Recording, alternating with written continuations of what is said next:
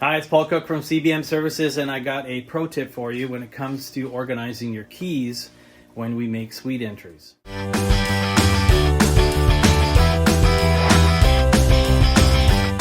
There's nothing worse than trying to get into the suites. You've got a technician waiting, you're completely disorganized, and everybody is standing there watching you. You can organize all your keys on this particular ring. You can also get them in different sizes. That's one of the small ones. This is the large one right here. These key rings, they come apart. You just twist it like this and it just pops open.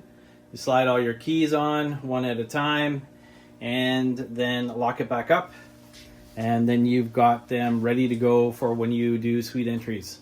Organize them so they are from the first door that you're going to enter to the last door that you can enter. So when you're using them, you bring them up like this, open, and then you can just slide it over and then continue on with the next one.